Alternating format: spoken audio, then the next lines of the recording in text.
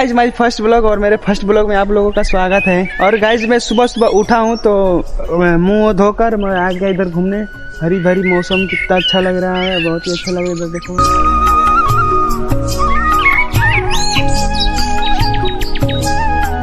और फाइनली भाई लोग आप लोग देख सकते हो हम आ गए इधर घूमने और धान की खेती है इधर, बहुत ही अच्छा लग रहा है, हरा भरा मौसम भी है और हमारे सारे धान पक रहे हैं, फूट रहे हैं और अच्छा लग रहा है। गांव का खेत घूमते घूमते आ गए हैं एक नीम के छांव के पेड़ में, जो कि बरम बाबा हैं और इनको प्रणाम करता हूँ।